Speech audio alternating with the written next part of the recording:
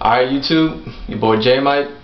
I'm going to break down I Love You Lord today. I know I did it once before, but I got a request to go through it again. So I'm going to take my time on it. I'm going to go real slow, and I'm going to give you guys everything. I know I'm not going to get all this in one video, so be looking out for future videos, but I'm going to break it all down. I'm going to give you variations. Basically, I'm going to tell you what I'm thinking in my head when I'm going through chords and putting chords out and trying to improvise on the song, or fatten up the song, as we say. So I'm gonna let you guys in on what's going on. I'm gonna take it real slow for you guys. I'm gonna keep it in the same key in D flat, so I don't lose anybody, and so that way you don't get confused with movements I did in prior videos. And I'm gonna incorporate those movements into the ones I'm gonna do right now. So everybody knows the song we're talking about. I'm gonna play it the normal way.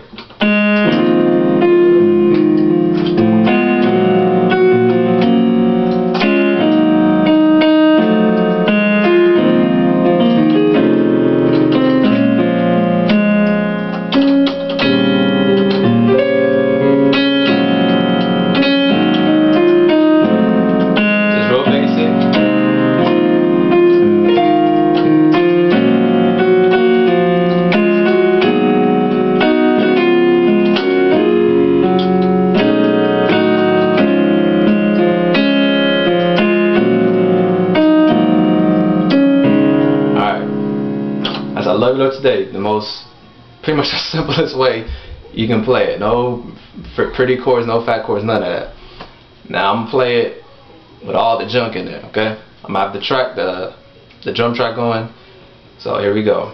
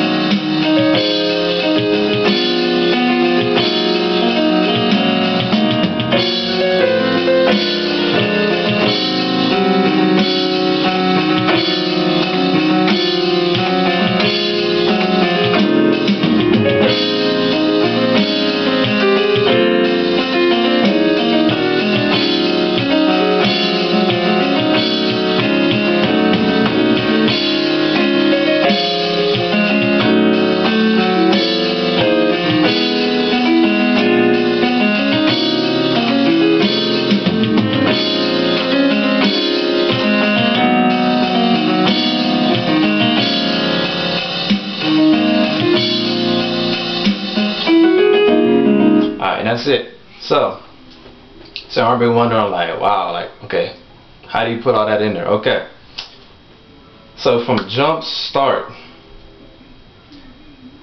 you have the one chord. So the melody is I love you. Once again, my disclaimer, I'm not a singer, don't critique my singing. So I love you, I love you. Alright, so here's the one chord that I'm using when I play I Love You Lord today. Alright. It is basically a D flat 9. I do have the third up top because that's the melody, but it's basically like playing a D flat major 9. So here's a full chord. D flat in your bass, your pinky, D flat, A flat, E flat, your right hand, F, B flat, C natural, E flat, F natural. So once again, left hand, D flat, A flat, E flat, right hand, F, B flat, C, E flat, F. So I'm just hitting that A flat, and then I hit the chord. And I just kind of flick it, to make it say I love you. I Now, the most traditional way to go to the next chord is to play a diminished, which is a D diminished. So you always, 9 out of 10 times you're going to hear this. I love you. That chord right there. I love you. That is so typical now. I mean, you hear that all the time when people play that song. I love you. I love you. And if you know theory, playing a diminished is pretty much the easiest way you can come up with a passing chord is to play diminished, because it's a half step away from the chord you're trying to get to, especially if you're going to do a minor. So, by minor I mean this chord right here. The chord we're trying to get to is the 2 chord. Why am I saying the 2 chord? Because it's based off the E flat in your bass. E flat is the 2 in the key of D flat. So, let me run through the number system real quick. Your 1, D flat, that's 1. The next note in the scale of D flat is E flat. There's your 2. The next note, F, your 3. G flat, your 4. I'll come back to that. A flat, your 5. B flat is your 6. C natural is your 7. And then you're back to your 1. And to clear this up right now, some of y'all might be thinking, why did I call this note G flat and not F sharp?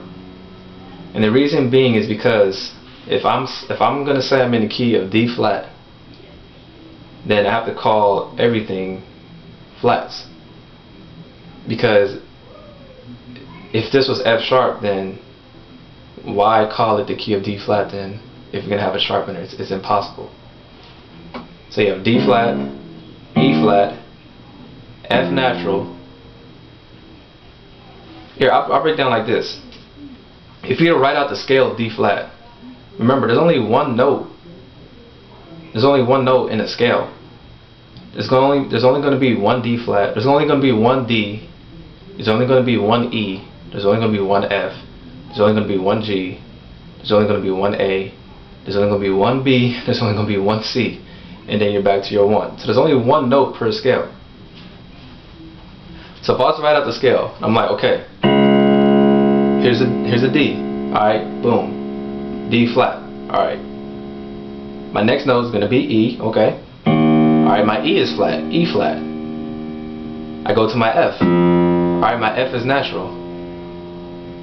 Remember, there's only one note in the scale. It's only one note. So I already wrote the F, and it's natural. I can't write F again and then make it sharp, because that doesn't make sense. It's like, okay, is the F going to be natural or is it going to be sharp? So if somebody was trying to read that on sheet music, you're going to confuse the mess out of them, because they're like, well, I thought the F was natural, but now you're saying it's sharp.